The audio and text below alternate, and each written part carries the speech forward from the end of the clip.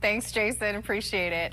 Well, Alzheimer San Diego has free services that help San Diegans living alone with dementia. And here to tell us all about it is the president and CEO, Eugenia Welch. Good morning. Thanks so much for being here, especially on Thanksgiving. Good morning. Thanks for having us. You can prep right after this. There was no sleeping in anyway. And this is a really important topic. And of course, this is an important month for Alzheimer's awareness. Tell us a little bit about Alzheimer's San Diego.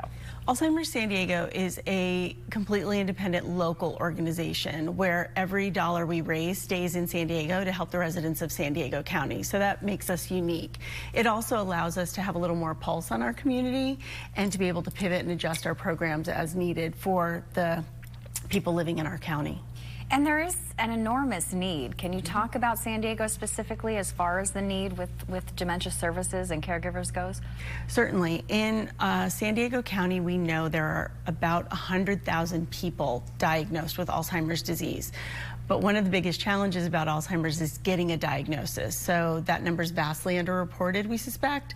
And to get services from Alzheimer's San Diego, you don't need a diagnosis. You can just call us and explain what you're dealing with in your home, and we can help find solutions.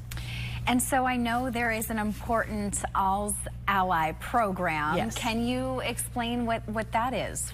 Sure. When we talk about that 100,000 people, 1 in 4 of them, so about 25,000 people, are living alone with dementia. And I know that sounds startling to people, to think of someone living alone with dementia. And it is, but people can do very well as long as they're in a routine and have support until they can't. So that's where we come in. We help provide support. We have volunteers who will drive people to medical appointments, call and check in on them on a regular basis. And one of the most important things is that we have volunteers who will deliver food pantry items to people in their homes who don't have a way to get them. So how do you become involved in this program? And if you are one of those living alone and feel as though these services might help you, how can you apply for them?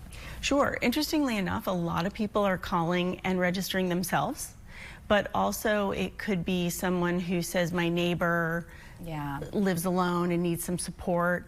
And so just call. If you know someone, if you think you might qualify, just call and talk with us. It's a very easy application process.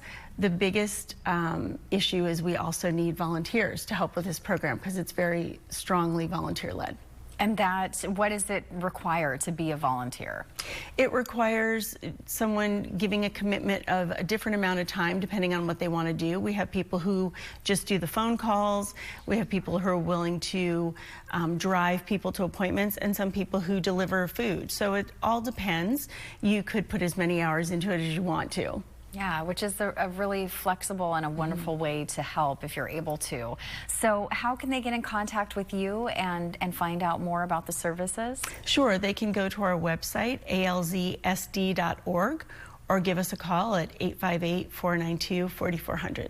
Wonderful. Eugenia, thank you so much, and I hope you have a wonderful Thanksgiving. You too.